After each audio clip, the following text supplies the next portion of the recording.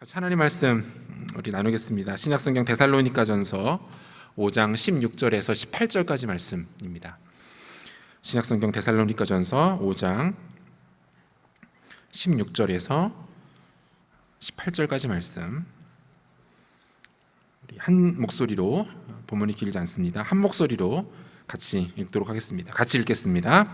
항상 기뻐하라, 쉬지 말고 기도하라, 범사에 감사하라. 이것이 그리스도 예수 안에서 너희를 향하신 하나님의 뜻이니라. 아멘. 미국의 작가 제임스 클리어가 쓴 아주 작은 습관의 힘이라는 책이 있습니다. 이 책에 보면 평범한 습관이 결정적인 위기를 극복하는 몇 가지 사례가 소개되고 있는데요. 응급실 전담 간호사로 수십 년간 근무한 경험이 있는 한 베테랑 간호사가 하루는 가족 모임에 참석을 하게 되었습니다. 그날따라 아버지의 피부가 유독 까칠해 보였고 안색은 좋아 보이지가 않았어요. 식사 자리 내내 신경이 쓰였던 그녀는 식사를 마친 직후에 아버지를 찾아가서 이렇게 말합니다. 아빠, 오늘따라 유독 안색이 안 좋아 보이세요. 어디 불편하세요? 아버지는 특별한 문제는 없다라고 말했습니다. 그럼에도 불구하고 그녀는 아버지에 대한 불안감을 지울 수가 없었습니다. 몇 시간 뒤 굳고 마다하는 아버지를 모시고 병원을 찾았습니다. 검사 결과 아버지는 급성 대동맥경화였습니다. 지금 당장 심장마비가 와도 전혀 이상하지 않을 만큼 상태는 위중한 상태였습니다. 바로 응급수술에 들어갔고 그로 인해 아버지는 목숨을 건질 수가 있었습니다. 이 딸의 직관이 없었다면 아버지는 큰 위기를 만날 수도 있었던 것이죠. 이 간호사는 흉부외과 전문의가 아닙니다. 하지만 오랜 기간 응급실에 근무하면서 급성 심정지 상태로 응급실에 실려오는 수많은 환자들을 보았습니다. 그 중에서도 응급처치를 통해서 위기를 넘긴 환자들과 그렇지 못한 채 죽음을 맞이하는 환자들을 많이 보았습니다. 자신도 모르게 이러한 심정지 상태의 환자들에 대한 패턴을 인지하는 능력을 갖추게 되었던 것이죠. 그리고 이러한 능력으로 인해서 주변 사람들의 얼굴과 혈색을 살피는 습관이 생겼다는 거예요. 그녀는 자신이 왜 아버지에게 그런 판단을 내렸는지 스스로도 설명할 수 없습니다. 단지 그녀가 가지고 있는 조금은 독특하고 아주 유익한 습관이 그녀의 아버지를 살렸다라고 말할 수 있을 뿐이겠죠. 여러분, 이처럼 습관이 주는 힘은 엄청납니다. 아주 보잘것 없어 보이는 습관, 예를 들면 손톱을 물어뜯는 습관이라든지 신체의 일부를 불필요하게 움직이는 습관 등이 길게는 한 사람의 신체와 건강을 망가뜨리기도 합니다. 누군가는 말끝마다 독특한 억양을 붙이거나 교양이 없는 말을 즐겨 사용하는 좋지 않은 언어 습관 때문에 일생일대에 찾아온 좋은 기회를 눈앞에서 날려버리기도 합니다. 그러므로 좋은 습관을 만들고 그것을 나의 것으로 삼는 것은 우리 인생에 있어서 대단히 지혜로운 태도라고 할 수 있을 것입니다. 예수님 역시 이 습관의 중요성을 잘 알고 계셨던 것 같아요. 하나님이시지만 완벽한 인간의 육체와 성정을 가지신 분 아니십니까?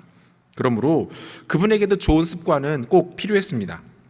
예수님께서 만드신 가장 대표적인 습관, 그것은 무엇입니까? 바로 기도하시는 습관이었어요. 이 신약의 저자인 누가는 예수님의 겟세마네 기도 내러티브를 이렇게 시작하고 있습니다. 누가복음 22장 39절을 보니까요, 예수께서 나가사 습관을 따라 감람산에 가심에 제자들도 따라갔더니 라고 돼 있어요. 여러분, 포인트는 두 가지입니다. 예수님도 좋은 습관을 만드는 일에 관심을 갖고 계셨다라는 것 하나, 이 좋은 습관이 얼마나 사람에게 유익한지, 얼마나 많은 것을 결정할 수 있는지 예수님이 이것을 인지하고 계셨다라는 거고요. 또 하나는 그 중에서 가장 중요한 것이 바로 기도하는 습관이었다라는 것이죠. 주님은 스스로 기도하는 습관을 만드셔서 기도의 자리를 찾아가 기도하시기를 쉬지 않으셨습니다. 모든 복음서 기자들은 예수님의 이 습관을 기록하는 것을 놓치지 않고 있어요. 그것은 예수님께서 이 일에 상당히 공을 들이셨다라는 것을 의미합니다. 또한 이것을 제자들에게 친히 가르치기 원하셨다라는 것이죠. 우리가 쉽게 생각하기에는 예수님은 곧 하나님이시기 때문에 굳이 애를 쓰시지 않아도, 노력하지 않아도 기도하는데 어려움이 없을 거야 라고 생각할 수 있지만 그렇지 않다라는 거예요. 예수님도 기도하는 습관을 위해서 몸부림치셨고 시간과 장소를 정해놓고 기도하는 일에 우리와 동일하게 우리 이상으로 힘쓰셨다라는 것을 확인할 수 있는 것이죠. 이러한 예수님의 모범과 오늘 본문에 나타나는 바울의 권면은 같은 맥락에서 해석할 수 있습니다. 뭡니까? 기도하는 습관을 갖는 것, 이것이 중요하다라는 거예요. 나의 시간과 일상, 나아가 인생 가운데 기도가 나의 주류, 메인스트림이 되게 하는 것입니다. 기도의 시간과 기도의 모습, 기도의 내용을 제외하면 나라는 인격이 설명되지 않을 정도의 상태, 다시 말하면 기도와 나라는 존재가 매우 밀접하게 연결되어 있는 삶의 모습, 이것이 예수를 따르는 제자의 마땅한 모습이다 라고 말하고 있는 것이죠. 제가 오늘 말씀을 준비하면서 한 가지 회개했던 것이 있었어요. 뭔지 아십니까? 제가 스스로 저를 한번 생각해 봤어요. 서경훈이라는 인물을 이야기할 때 가장 먼저 떠오르는 것이 뭐겠는가? 아쉽게도 기도가 아니더라고요. 서경훈이라고 생각했을 때 가장 먼저 떠올랐던 것, 커피 이런 거였어요. 커피, 입맛이 까다롭다, 이건 사실이 아닙니다. 와전된 내용이에요. 그렇지 않아요. 좀 더 좋게 얘기해서 책, 제가 좋아하는 이 정도가 떠오르지 기도는 쉽게 나오지 않을 것 같다라는 생각이 들었습니다. 아직도 참 기도가 많이 부족하구나. 기도를 통해 설명될 만큼 기도에 힘쓰고 기도를 사랑하는 사람은 아니구나라는 회개를 했던 것 같습니다. 여러분, 핵심은 뭡니까? 나와 기도의 거리를 좁히는 겁니다. 기도하는 습관을 만들어서 그것을 평생 나의 것으로 삼는 것이죠. 사랑하는 여러분, 특별히 청년의 때에 기도의 습관을 갖는 것은 우리 인생 전체를 놀랍게 변화시킬 수 있는 능력이 됩니다. 그리고 그렇게 변화된 우리의 인생을 통해서 하나님께서 당신의 나라를 확장시키시고 견고하게 해 나가신다라는 것이죠. 한번 살아가는 인생이라는 말들 많이 하지 않습니까? 한번 살아가는 인생 하나님 앞에 쓰임 받아야죠. 기도로 우리의 삶을 채우고 그 기도로 하나님 나라의 중요한 역할을 감당하며 살 수 있어야 하는 것 아니겠습니까? 우리 일상의 작은 기도 습관이 우리 인생을 바꾼다. 우리 일상의 작은 기도의 습관들이 하나님 나라를 견고하게 한다. 여러분, 충분히 매력적인 명제 아닙니까? 충분히 고민해보고 투자해볼 만한 가치가 있는 그러한 삶, 그러한 인생 아닙니까? 여러분, 오늘은 이 주제에 대해서 함께 묵상을 해보려고 하는데요. 특별히 우리에게는 늘 어렵고 또 막연하기만 했던 이 기도라는 이 탁월한 영적 행위를 조금 더 세속적으로 표현해보면 이 긁지 않는 이 법권을 어떻게 하면 나와 친밀하게 연결시킬 수 있겠는가? 어떻게 하면 이 어마어마한 하늘의 보고를 바로 내 삶의 한복판에 연결시킬 수 있겠는가? 이것에 대해서 또 말씀의 근거와 구체적인 다양한 사례들, 특별히 저의 개인적인 경험과 간증을 통해서 한번 나눠보고자 합니다. 여러분, 기도의 습관에 대해서 논하기 전에 우리가 좀 한 가지 기도에 대한 전제가 필요한데요. 그것은 무엇입니까? 기도가 어렵다는 거예요. 위로를 받으시는 분들이 좀 있는데, 여러분, 기도가 어렵습니다. 기도는 참 어려운 거예요. 단 한 번이라도 기도에 대해서 진지하게 고민해보고 또 도전해 보신 분이라면 이 명제에 기꺼이 동의하실 겁니다. 기도는 쉽지 않아요. 얼마나 어려운 것인지 예수님과 이 제자들의 관계 속에서도 이것이 얼마나 어려웠는지 나타납니다. 이 앞서 소개해드렸던 예수님의 겟세마네 기도에는 사실 제자들이 동행을 했습니다. 예수님은 제자들 중에서 특별히 더 아끼는 몇몇의 제자들에게 이런 부탁을 하시죠. 마태복음 26장 37절과 38절을 보니까요. 베드로와 세베대의 두 아들을 데리고 가실새 고민하고 슬퍼하사 이에 말씀하시되 내 마음이 매우 고민하여 죽게 되었으니 너희는 여기 머물러 나와 함께 깨어 있으라 하시고, 이렇게 말씀하세요. 여러분, 지금 이 상황이 어떤 상황인가요? 예수님이 지금 몹시 마음이 어려우신 거예요. 오죽하면 아끼는 그 제자들에게 여기에서 좀 남아서 나를 위해서 기도해 주지 않겠니?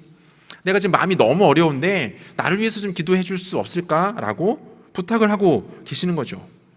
여러분, 주님의 이러한 부탁을 받은 제자들은 어땠을까요?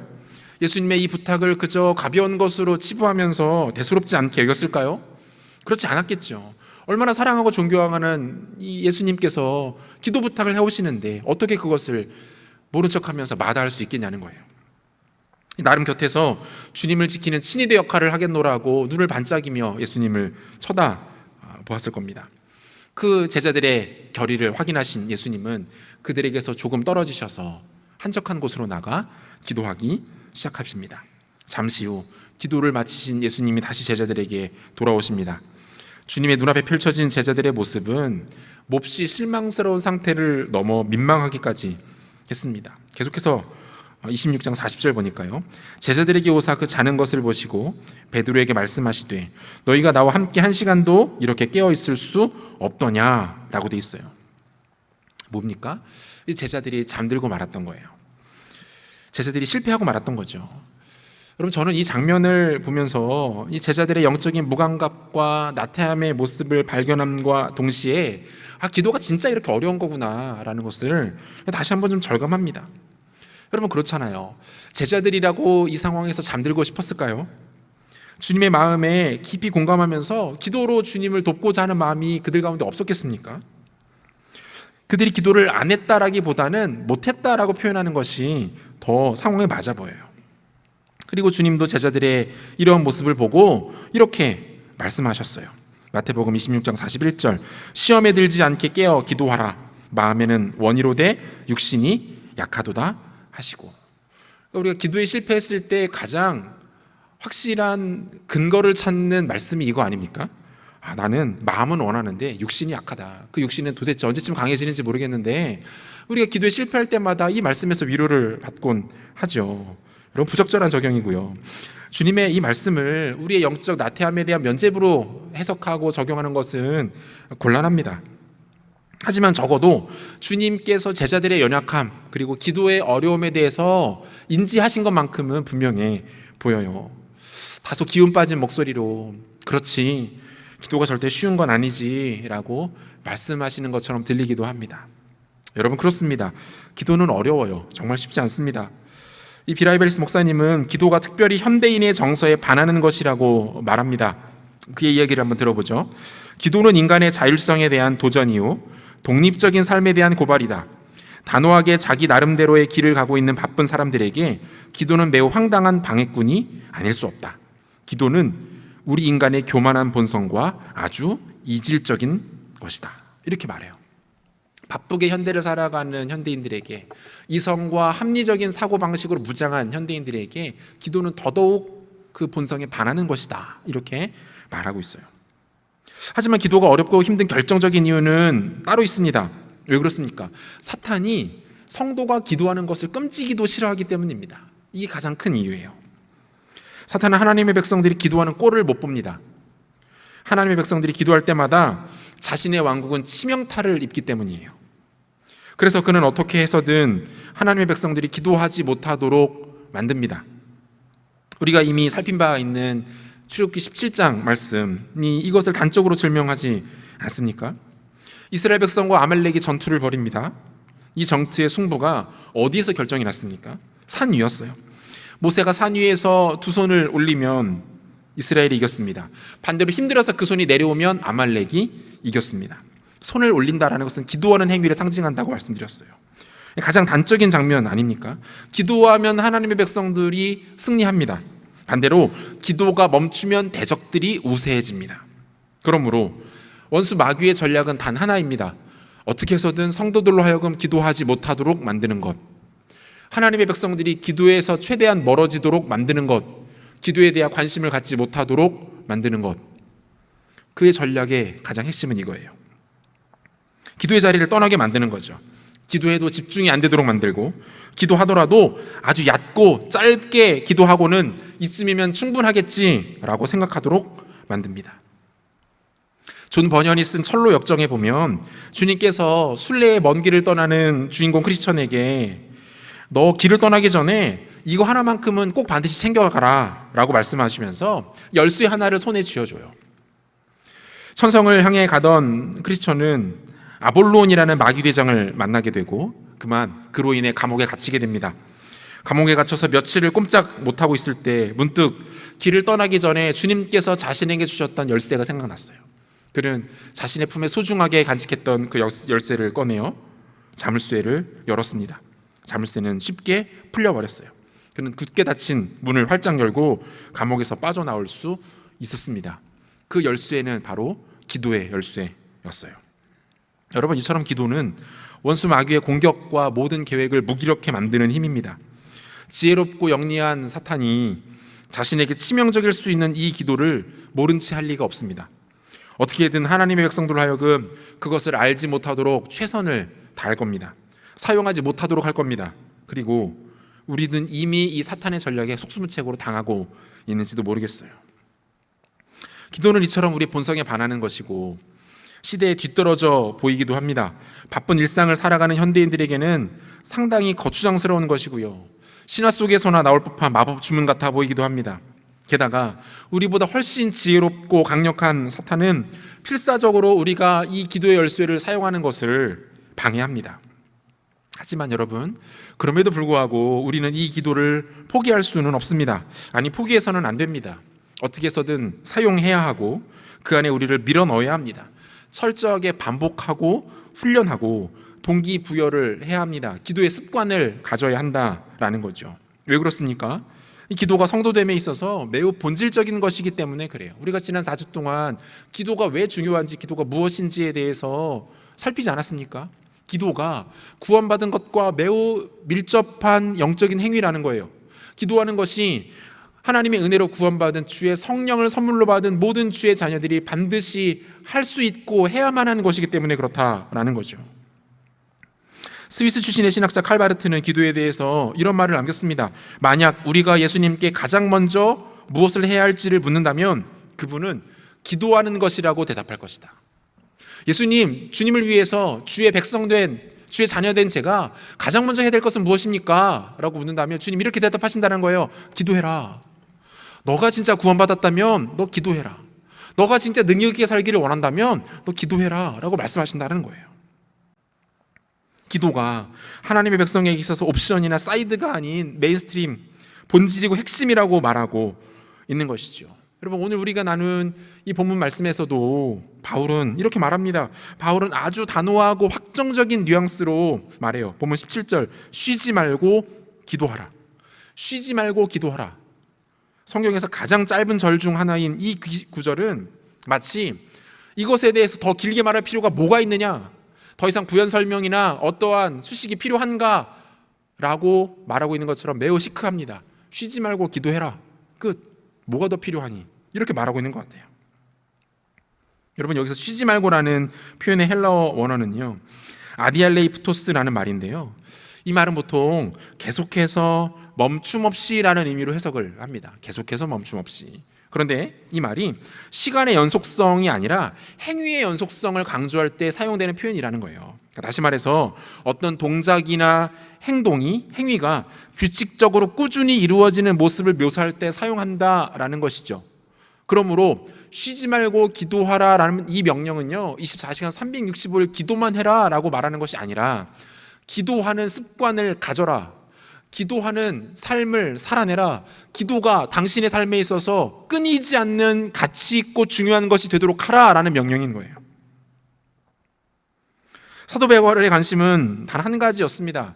그가 수많은 지역에서 수많은 사람들을 만나 복음을 전하면서 그가 원했던 것은 한 가지, 어떻게 하면 이 사람들을 하나님의 군사들로 세울 수 있겠는가, 어떻게 하면 이 사람들을 온전한 그리스도의 제자로 세울 수 있겠는가.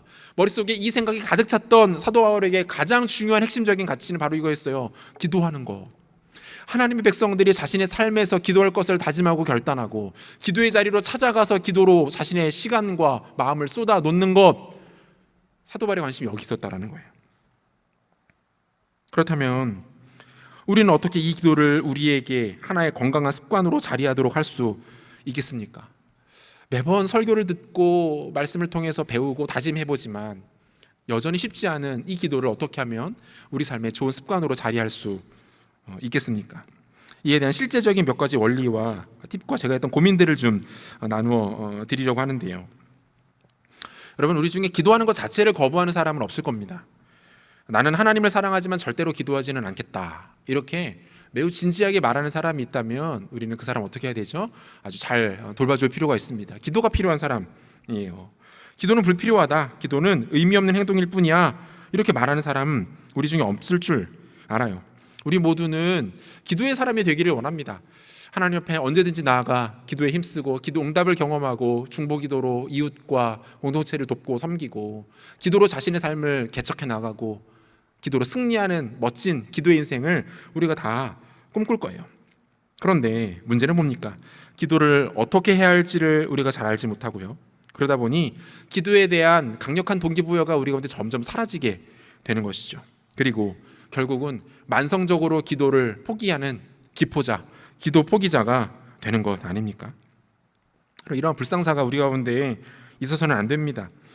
우리의 기도가 습관을 갖기 위해서 가장 중요한 것은요, 여러분, 먼저 기도가 가능할 수 있는 환경을 만드는 거예요. 참 중요합니다. 이런 건 적으셔도 돼요, 여러분. 기도가 가능할 수 있는 환경을 만드는 것, 이것이 기도의 습관에 있어서 가장 중요한 요소예요. 이것이 만들어지지 않으면 더 이상 시도해 볼 수 있는 것들이 없습니다. 여러분들의 하루 중에서 기도가 가능한 시간들을 잘 고민해서 확보하십시오. 기도 시간을 정해라 이렇게 말하면 대부분 새벽 기도 시간을 떠올리는데요. 여러분, 쉽지 않습니다. 그것은 모든 사람들이 이상적으로 생각하는 기도의 타이밍이죠.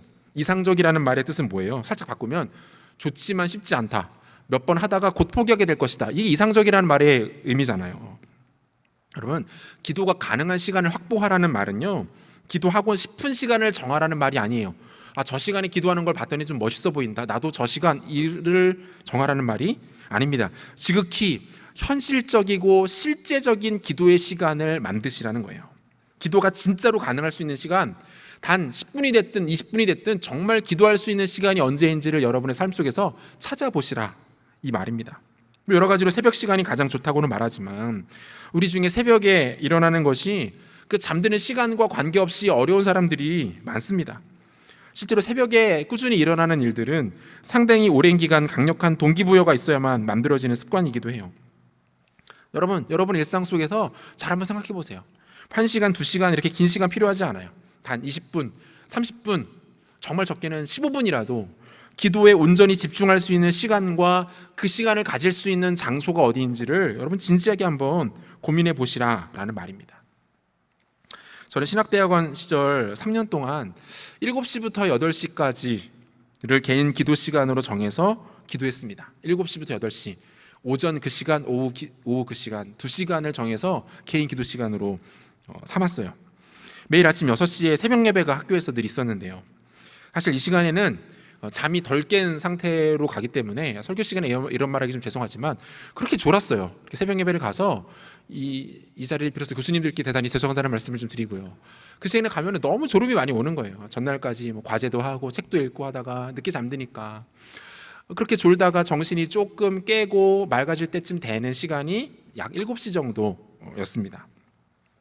7시부터 기도하기 시작하니까 40분, 50분 정도를 집중해서 기도할 수 있겠더라고요. 그래서 제가 그 시간을 기도 시간으로 정했어요. 제가 공부했던 신학대학원은 1교시가 8시부터 시작이 되었기 때문에 아예 아침에 기숙사에서 나올 때부터 수업 준비를 해서 나왔습니다. 아침 식사를 따로 할 수 있는 시간이 없었기 때문에 전날 빵과 우유를 미리 사서 준비해서 가방에 챙겨서 나왔습니다.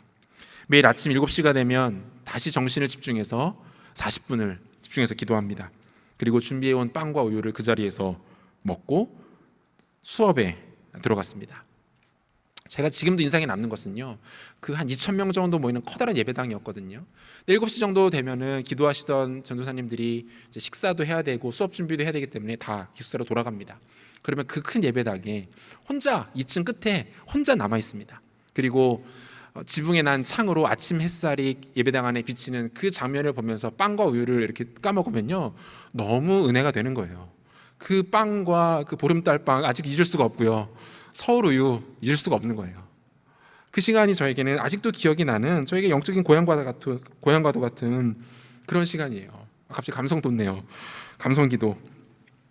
그리고 저녁 7시부터 8시까지 또 1시간을 기도했습니다.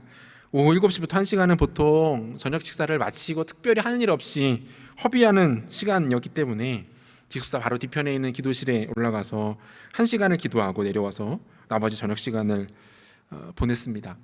여러분, 이거 생각보다 중요해요. 시간과 장소를 정하는 것, 나에게 익숙하고 편한 시간이어야 하고요, 나에게 얼마든지 접근이 가능한 시간이어야 합니다. 그 시간이 확보되면 여러분, 기도의 습관을 가질 수 있는 아주 좋은 토양이 만들어진 것이라고 보셔도 됩니다. 제가 아는 분들 중에는 일부러 1시간, 2시간 일찍 출근하시는 분들이 있습니다. 교통 혼잡 시간을 피함과 동시에 그 시간에 규칙적인 개인 기도 시간을 확보할 수 있기 때문에 그래요.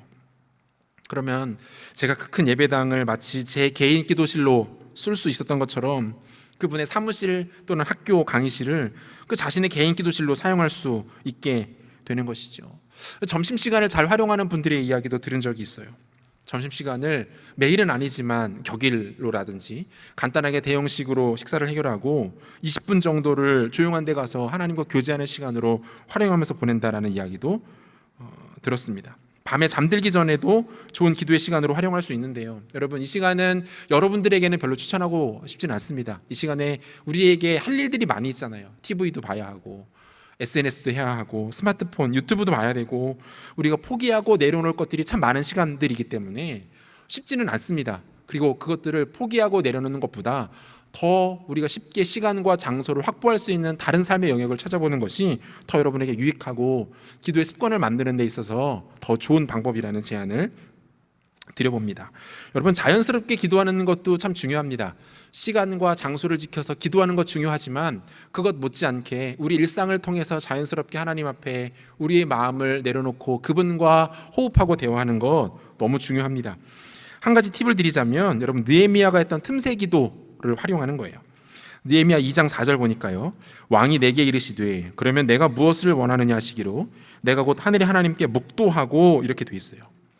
여러분, 지금 이 상황이 어떤 상황이냐면요, 그 왕의 술 시중을 들던 느헤미야의 표정이 지금 고향 소식에 대해서 듣고 나서 너무 안 좋은 거예요.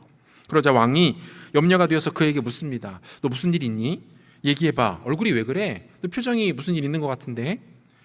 예루살렘의 재건에 대해서 고민하던 느헤미야에게는 그 왕의 도움을 받을 수 있는 아주 좋은 기회가 찾아온 것이죠. 어떻게 요청을 하는지가 아주 중요했습니다. 표현 하나, 단어 하나가 아주 조심스러웠죠. 이 예민한 상황에서 느헤미야가 지금 어떻게 반응하고 있습니까? 하늘의 하나님께 묵도했다. 하늘의 하나님께 묵도했다. 여러분, 저는 이 기도를 틈새 기도라고 부르고 싶은데요. 틈새 기도. 중요한 삶의 순간들, 위급함이 찾아온 그 어떤 상황들에 대해서 우리가 우리 의식의 흐름을 놓치지 않고 하나님께 그 순간에 기도하는 것입니다. 사실 이 기도는요, 보통 기도의 내공을 갖추지 않고서는 할 수 없는 기도이기도 합니다. 하지만 내 삶의 중요한 순간, 그 한 절 한 절을 놓치지 않고 그 중요한 순간을 기도로 채워 넣을 수 있는 아주 강력하고 우리가 가까이에 있는 기도라고 할 수 있습니다. 여러분, 저는 가끔 산기도도 좀 하는데요. 여기서 말하는 산기도는 산에 올라가서 나무 붙잡고 하는 기도 아니고요, 산책기도, 산책기도를 합니다. 가끔 마음이 답답할 때나 어떤 문제나 고민에 대해서 이게 실마리가 잘 풀리지 않을 때, 그때는 오후 시간이든 아니면 아침에 새벽 예배 끝나고 나서 아침 시간이든 본당을 나와서 대모산 입구 쪽으로 이렇게 가요. 그래서 쭉 내려와서 다시 미래학교를 지나서 왕복초등학교 앞을 돌아와서 다시 교회로 올라옵니다. 한 40분 정도 천천히 걸으면 40분 정도 걸리는 거리예요. 가끔은 그냥 수서역까지 아무 일 없이 걸어갔다 오기도 합니다. 이때는 다른 거 안 합니다. 특별히 음악도 듣지 않고요, 기도하면서 하나님 앞에 그냥 걷습니다. 주절주절 저의 마음도 이야기하기도 하고 모르는 것을 물어보기도 하고 잘 떠오르지 않는 생각이나 막혀있는 문제들에 대해서 하나님께 도움을 구하기도 합니다. 그리고 이 산책 기도를 통해서 마음이 다스려지는 것도 경험하게 되고요, 다양한 통찰을 얻기도 합니다. 제가 가장 최근에 이 산책 기도를 통해 받았던 응답은 우리 리더들과 최근에 같이 진행했던 OPS에 대한 통찰을 제가 이 산책 기도를 하면서 얻었거든요. 디테일하게는 대모산 입구에서 한솔마을로 이렇게 꺾어져 올라가는 좌측에 숲이 있는 그 길을 걸어갈 때 하나님이 저에게 이 마음을 주셨어요. 이거에 대한 생각을 떠오르게 하셔서 그래도 한 달 정도 우리가 즐겁게 같이 말씀 나누면서 진행할 수 있었던 것 같아요. 여러분, 적극 활용해 보실 수 있는 기도 방법이라고 생각을 합니다. 또 하나 드리고 싶은 제안은요, 여러분, 보통 기도 제목을 우리가 다양한 방법으로 받지 않습니까? 중보 기도 제목을 참 많이 받는데요, 보통은 메신저나 단체 대화방을 통해서 받습니다. 그러면 여러분 어떻게 반응하십니까? 긴급한 기도 제목이 올라오면 어떻게 해요? 기도하겠습니다 하죠. 그리고 기도합니까? 기도한다면 몇 번이나 하십니까? 그 기도가 민망해진 적들은 없습니까? 분명히 기도하겠다라고 대답은 했는데 이 기도 제목을 까맣게 잊고 그 사람을 만났을 때의 당혹스러움이란 아주 난처해지는 것이죠.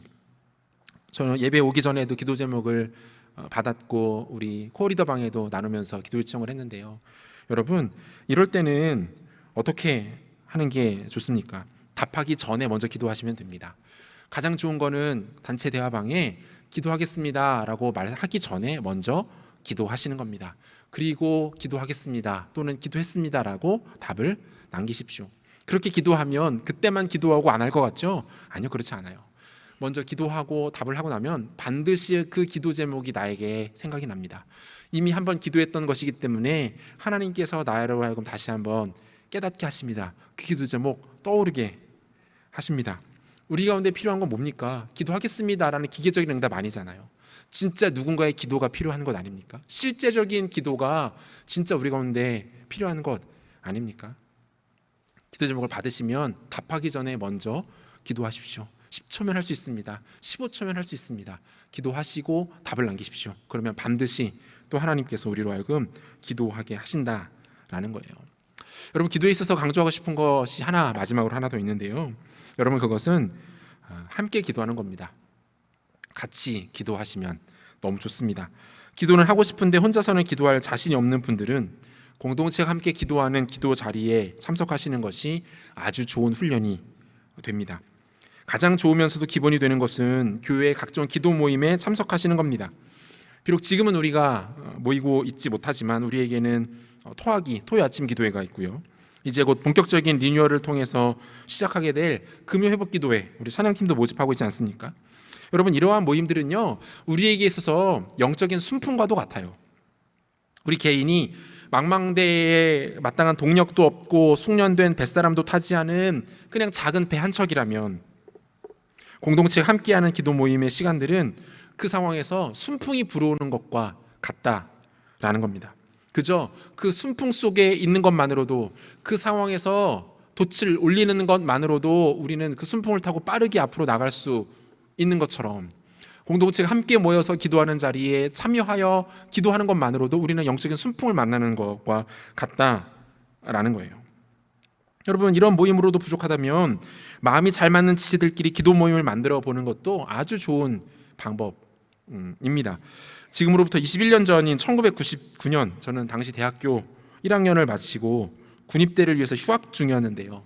그때 이제 성년의 말, 딱 요맘때였네요. 성년의 날 맞이하고 막 그럴 때였던 거 기억나는데, 하루는 교회 몇몇 선배들이 모여서 기도하던 기도 모임을 형들 끌려서 간 적이 있습니다. 친한 형이 밥을 사주겠다고 불러내서 밥을 먹이더니 기도의 자리를 데려가더라고요. 그래서 그 형이랑 다시는 밥 안 먹었는데, 당시에 제가 이렇게 섬기던 교회가 규모가 큰 교회는 아니었어요. 한 10명 정도 이렇게 선배들이 모여서 같이 간절하게 기도하는 모임이 있었더라고요. 목회자가 인도하는 모임이 아니었습니다. 기도를 사모하지만 혼자서 힘있게 기도하는 것에 서툴렀던 청년들이 자발적으로 모여서 기도하던 그런 기도 모임이었어요. 선배들 3명 정도가 돌아가면서 모임을 인도하고 있었고요. 매주 월요일 저녁 8시에 모여서 같이 찬양하고 나라와 민족을 위해서 기도하고 교회를 위해서 기도하고 공동체를 위해서 또 기도가 필요한 지체들을 위해서 기도한 후에 마지막으로 그 자리에 참석한 청년들의 기도 제목을 서로 나누고 또 기도해 주는 그런 시간들을 가졌습니다. 그 모임 가운데 하나님의 특별한 기름 부으심이 있었어요. 저도 그 자리에서 하나님을 더 깊이 만날 수 있었고 기도에 대해서 배워갈 수 있었고요. 그 모임을 통해서 열매도 풍성했습니다. 그 10명 남짓 모였던 모임에서 지금 목회자가 3명이 나왔고요. 그 중에 사모가 1명 나왔습니다. 그 사모는 지금 저와 같이 살고 있어요. 여러분, 당시 21살이었던 저에게 이 모임은 참으로 충격적이었습니다. 함께 모여서 기도하는 것의 위력이 어떤 것인지 알고 있었고, 그리고 저는 그 기도를 경험한 이후부터 어디를 가면 당연히 자연스럽게 가는 곳마다 저도 흉내내서 기도 모임을 만들기 시작했어요. 군대에 가서 군종들을 모아놓고 기도했고, 중국에 공부하러 갔을 때도 공부는 안 하고 학교에서 친구들 모아서 기도했습니다. 혼자서 할 수 없던 기도를 동역자들과 함께 하면서 기도의 지평이 넓어졌고요. 기도의 양은 풍성해졌습니다. 기도가 더욱 힘있게 일어나고 기도를 통해서 하나님께서 사역하시는 것들을 목격할 수가 있었던 거죠. 여러분 아마 참석해 보신 분들은 아시겠지만 우리가 작년에 공동체의 중요한 사역들을 앞두고 10시에 밤에 모여서 한 주 동안 기도하곤 했습니다. 그래서 10시 기도회, 열정적인 기도회, 그래서 열기 이렇게 줄여서 부르곤 했는데요. 올해는 제 기억으로는 청년 일부에서도 모여서 이 시간에 같이 기도했던 것으로 알고 있습니다. 참석해서 해보신 분들 어떻던가요? 다르지 않습니까? 기도의 능력과 함께 마음을 합하여 기도하는 자들이 모인 그 자리에 부으시는 하나님의 기름 부으심이 남다르다라는 것들을 경험할 수 있었을 겁니다. 사랑하는 여러분, 저는 여러분들이 가는 곳마다 이러한 기도를 일으키는 사람들이 되기를 축복합니다. 기도 모임을 만들고 기도를 시작하는 것은 목회자가 아니어도 됩니다. 반드시 기도에 숙련된 사람이 아니어도 괜찮습니다. 현재 우리 공동체에도 필요에 따라 그룹별로 진행되고 있는 몇몇 기도 모임들이 있는 것으로 제가 알고 있습니다. 제가 그 모임에 가지 않아요. 목회자가 인도하지 않습니다. 청년들이 자발적으로 필요에 따라서 마음이 맞는 사람들과 함께 기도하고 그 자리를 지켜나간다는 이야기를 듣습니다. 여러분, 오히려 부족하기 때문에 기도하는 거예요. 혼자서 능히 감당할 수 없기 때문에 함께 마음이 맞는 사람들이 서로 기대어 의지하여 기도하는 것입니다. 주님은 이처럼 소수의 기도 공동체가 모이는 것에 대하여 당신의 은혜를 베푸시는 일에 예외 상황을 두신 적이 없습니다. 마태복음 18장 19절과 20절 보면 주님 이렇게 약속하십니다. 같이 한번 읽어볼까요? 같이 읽겠습니다. 진실로 다시 너희에게 이르노니 너희 중에 두 사람이 땅에서 합심하여 무엇이든지 구하면 하늘에 계신 내 아버지께서 그들을 위하여 이루게 하시리라. 두세 사람이 내 이름으로 모인 곳에는 나도 그들 중에 있느니라. 여러분 보세요. 이 말씀에서 주님께서 최대치로 설정해 놓은 인원수는 3명이 끝입니다. 2명과 3명, 2명과 3명이 나의 이름과 나의 마음으로 모여서 기도하는 그 자리 가운데 하나님께서 당신의 은혜를 아끼시지 않겠다, 주시고자 하는 능력을 하나님께서 제한하지 않으시겠다 말씀하십니다. 얼마든지 폭발적이고 놀라운 당신의 능력을 부어주시겠다 약속하고 있는 것이죠.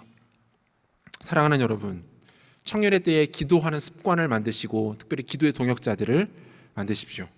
평생을 함께 의지하며 마음을 모아 달려갈 기도 메이트들을 찾으십시오.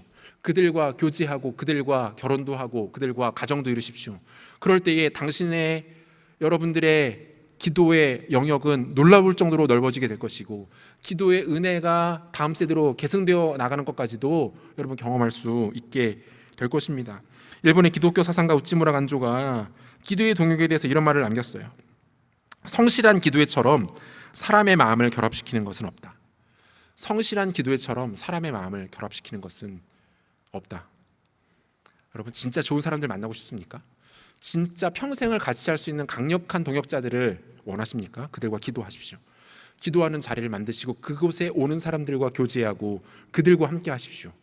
하나님의 놀라운 일들을 우리가 함께 경험하는 것들을 우리는 보게 될 것입니다.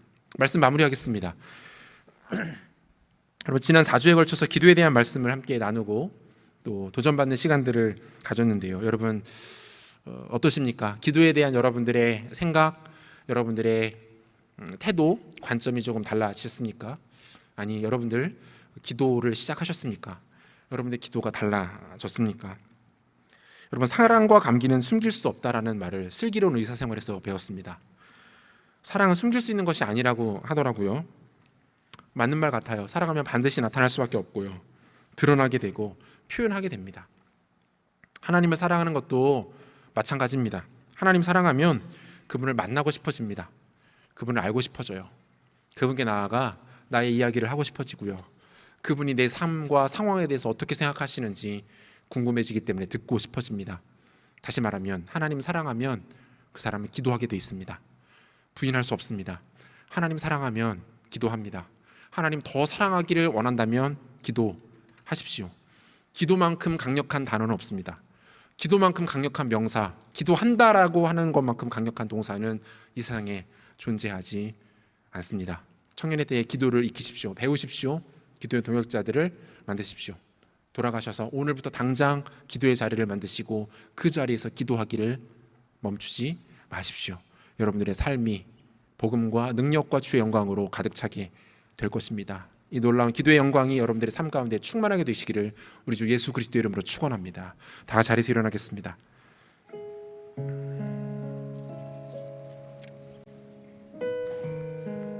오늘 주신 말씀 우리 마음에 새기시면서 우리 같이 한번 하나님께 찬양하며 나가십시다. 우리 함께 기도해. 우리 함께 기도해. 주 앞에 나와 무릎 꿇고 긍휼 베푸시는 주, 긍휼 베푸시는 주, 하늘을 향해 두 손 들고 하늘 문이 열리고, 하늘 문이 열리고 은혜의 빗줄기 이 땅 가득 내리도록 마침내 주 오셔서, 마침내 주 오셔서 은혜의 빗줄기 우리 위에 부시. 우리 높은 목소리로 고백합시다. 우리 함께 기도해. 우리 함께 기도해. 주 앞에 나와, 주 앞에 나와 무릎 꿇고 긍휼 베푸시는 주, 베푸시는 주, 하늘을 향해 두 손 들고 하늘 문이 열리고, 하늘 문이 열리고 은혜의 빛이 이 땅 가득 내리도록, 마침내 주 오셔서, 마침내 주 오셔서 의의 빗줄기 우리 위에 부신. 다시 한번 고백합시다. 우리 함께 기도해. 우리 함께 기도해. 우리 함께 기도해. 주 앞에 나와 무릎 꿇고 우리에게 긍휼 베푸시는 주님을 노래합시다. 베푸시는 주, 하늘을 향해, 하늘을 향해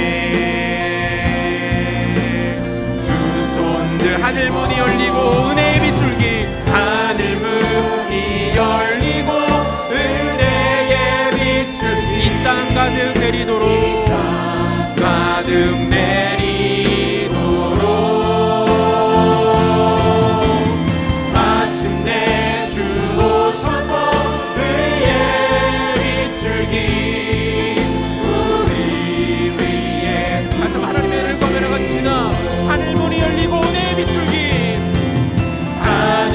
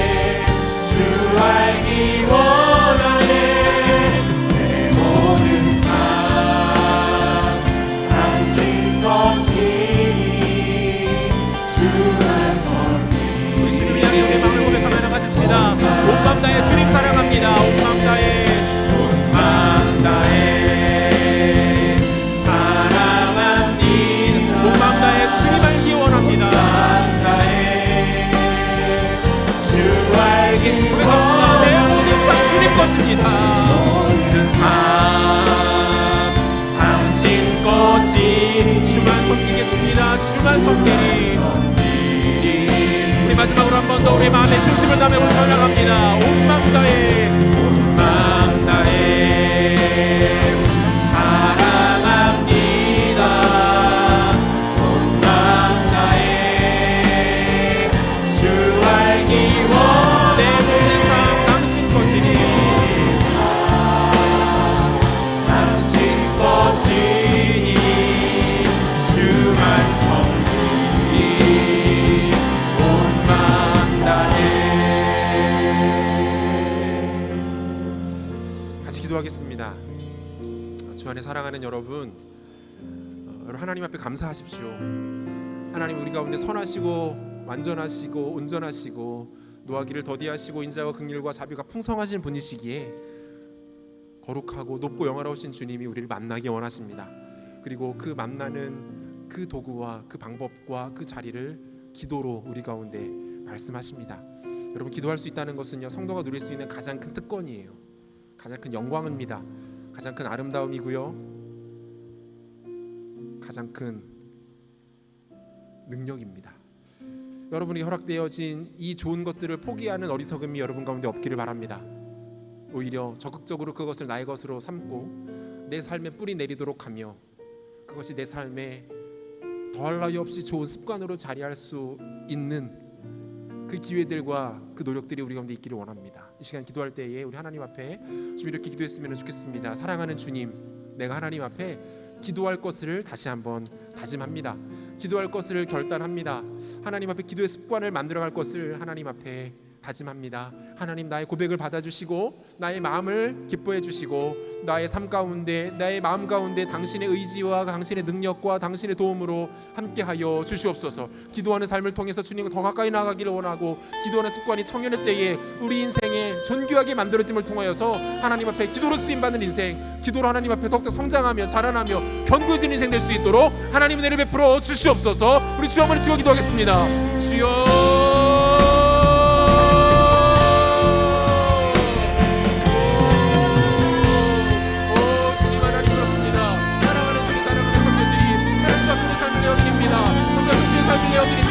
하나님의 기도할 것을 다짐하며 결단하며 우리 삶의 기도가 하나의 습관이 되어지고 기도가 하나의 삶이 되어지고 기도가 우리 가운데 가장 아름답고 즐겁고 존경적인 일이 되시기를 원하오니 하나님 함께하여 주시고 내려 풀어주시고 축복하여 주시옵소서.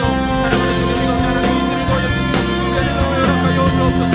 주의 성령을 내부어 주옵소서. 하나님 너라가 기도하고 하나님의 마음을 쏟아놓고 우리 안에 통하여서 영의 손에 떨어낼 수 있도록 아버지 함께하여 주시는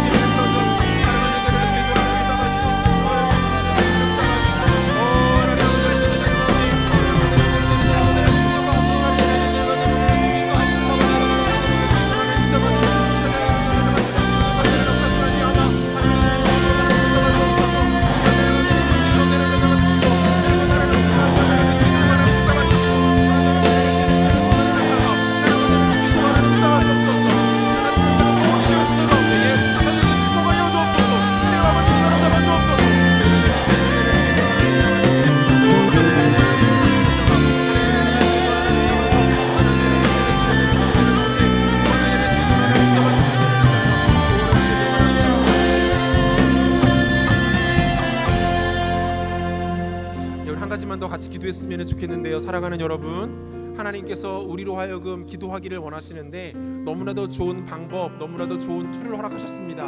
그것은 다름 아닌 우리 공동체예요. 우리 주변에 있는 지체들입니다. 함께 기도하기를 원하고 기도를 배우기를 원하고 기도를 습관화하기 원하는 경건한 하나님의 사람들을 우리 가운데 주셨습니다. 우리 공동체를 허락하셨어요. 여러분, 이 시간에 우리 공동체를 위해서 기도했으면 좋겠고요. 특별히 우리 가운데 이러한 좋은 기도의 동역자들을 허락해달라고 같이 한번 기도했으면 좋겠어요. 사랑하는 주님, 하나님, 나는 연약합니다. 기도에 특별히 무능합니다. 그러므로 하나님, 나에게 함께 기도할 수 있는 기도의 동역자들을 붙여주시고 함께 기도할 수 있는 기도의 공동체를 허락하여 주셔서 함께 의지하여 기도하고 마음 모아 기도하고 우리 힘을 모아 기도할 때에 하나님 허락하시는 놀라운 기도의 영광을 맛볼 수 있도록 우리 공동체를 축복하여 주시옵소서. 만남의 복을 더하여 주시옵소서. 기도의 동역자들을 허락하여 주시옵소서. 남서른에게 청년 공동체가 기도의 일어나고 기도의 사람들이 모여들고 기도로 하나님의 역사를 써내려가는 하나님 나라의 영광스러운 공동체 쓰임받을 수 있도록 주님 축복하여 주시옵소서. 우리 주 한번 기도하겠습니다. 주여,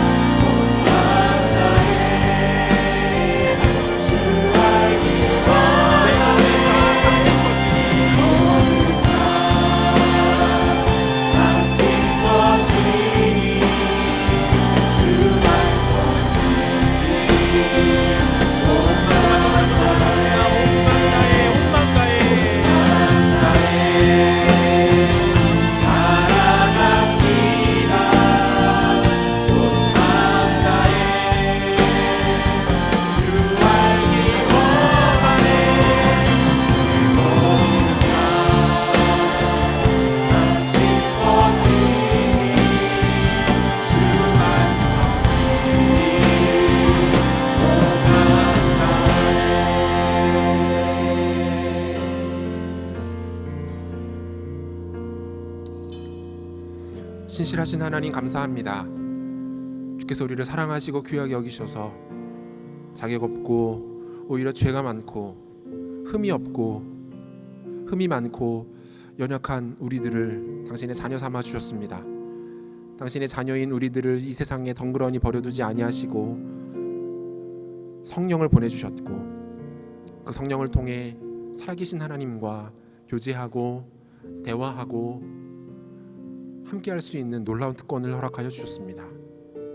사랑하는 주님, 하지만 우리는 어리석기에 세상의 화려하고 혼란스러운 것들에 잠시 눈이 멀어서 이 기도가 얼마나 가치 있는 것인지, 중요한 것인지, 좋은 것인지 모른 채 살아가고 있습니다. 하나님, 다시 한번 우리의 눈을 열어주시고 우리의 무지를 깨뜨리셔서 하나님의 영광스러운 기도를 다시 한번 선택하고 붙잡는 사랑하는 청년들 될 수 있도록 은혜를 베풀어 주시옵소서. 우리 인생 가운데 너무나도 소중한 때를 지나고 있습니다. 기도를 습관화하기를 원합니다. 살아가는 것 쉽지 않고 무엇을 선택해야 할지 알 수 없고 당장 뚫고 나가야 하는 것은 여전히 견고하고 두꺼워 보이기만 하는 우리의 방향 없고 길 없는 현실 속에서 다시 한번 하나님께로 향한 기도의 문을 활짝 열어 젖히기를 원합니다. 사랑하는 주님, 기도할 수 있는 상황들, 장소들, 시간들 허락하여 주시고 기도할 수 있는 마음을 우리 가운데 폭포수와 같이 쏟아부어 주시옵소서. 하나님 아버지, 우리가 공동체로 모여서 하나님 앞에 함께 기도할 수 있음에 감사합니다. 기도할 수 있는 동역자들 허락하여 주셨고 하나님 나라를 향하여서 경건하게 발걸음을 우직하게 내딛는 믿음의 동역자들 허락하여 주셨습니다. 함께 마음을 모아 기도하게 하시고 함께 공동체가 주 앞에 엎드려 간구하고 부르짖고 어두운 시대 가운데에 하나님 나라를 견고하게 세울 공동체로 쓰임받는 우리 남서론에게 청공동체 될 수 있도록 하나님 은혜를 베풀어 주시옵소서. 사랑하는 청년들, 어딜 가나 기도를 일으키는 사람들 되게 하시고 기도로 하나님의 영광을 맛보는 사람들 되게 하시고 기도로 세상을 바꾸며 열방을 움직이는 기도의 용사들로 삼아주시기를 간절히 사모합니다. 우리로 하여금 기도하게 하시고 기도를 결단케 하신 주를 찬양하며 존귀하신 예수 그리스도 이름으로 기도합니다. 아멘. 다 같이 자리에서 일어나서 봉헌하겠습니다. 우리는 주님의 움직이는 교회입니다.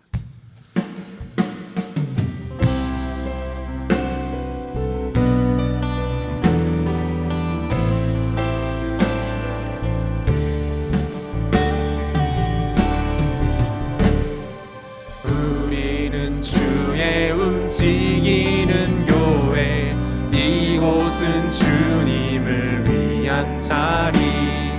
내가 기도하는 모든 땅 위에서 하나님 예배받을 그 안을 고대하네. 나의 노래로 주님의 성전을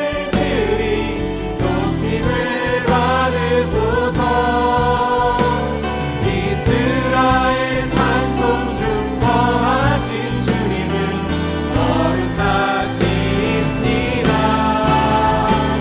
두 손 들어 주님의 보좌를 만들고 온 마음 다해 경배하리. 푸른 날개 사이에 임하신 것처럼 내 위에 임하소서.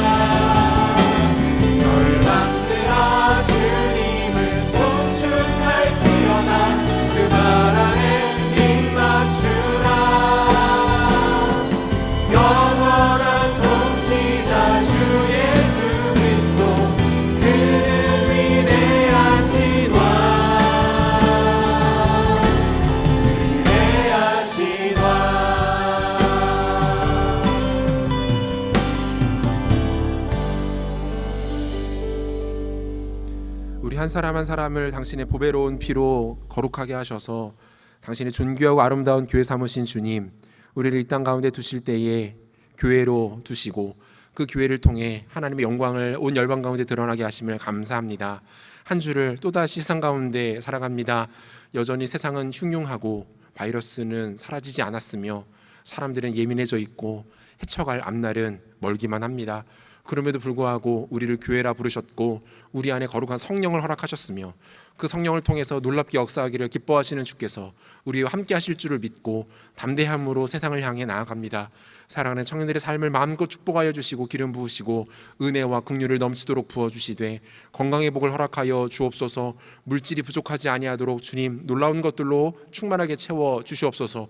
좋은 기회들을 만나게 하시고 하나님 허락하신 비전과 사명을 발견하게 하시고 좋은 사람들과의 아름다운 교제가 있게 하여 주시옵소서. 하는 일마다 잘 되게 하시고 들어와도 복을 받고 나가도 복을 받는 시온의 대로가 이들의 인생 가운데 활짝 열릴 수 있도록 주님 마음껏 축복하여 주시옵소서. 특별히 하나님 허락하신 믿음의 배우자들을 만나 복된 가정 이루게 도와주시고 그 가정을 통해 기도가 증거되어지고 기도가 능력을 발휘하며 기도의 다음 세대들이 일어나는 놀라운 은혜 또한 나타날 수 있도록 하나님 은혜를 베풀어 주시옵소서. 하나님 앞에 마음을 모아 귀한 예물을 내어드립니다. 예물 드린 손길을 주님 축복하여 주시고 하늘의 신령한 복과 땅의 기름진 복으로 넘치도록 채워 주옵소서. 예물들이 쓰이는 곳마다 하나님 나라 확장되게 하시고 교회가 세워지게 하시고 잃어버린 영혼 주께 돌아오며 하나님의 이름이 드높아지는 아름다운 은혜가 나타나도록 은혜 베풀어 주시옵소서. 지금은 우리 주 예수 그리스도의 은혜와 하나님의 사랑하심과 성령의 위로하시고 교통하시는 역사가 귀한 청년의 때에 기도할 것을 다짐하고 기도의 좋은 습관을 만들 뿐 아니라 기도의 동역자들을 통하여서 하나님 나라를 힘있게 기도로 섬기며 일으키기를 간절히 사모하며 예배에 참여한 사랑하는 청년들 머리 위에 이들의 일상과 이들의 인생 가운데 이제부터 영원토록 함께 있을지어다. 아멘.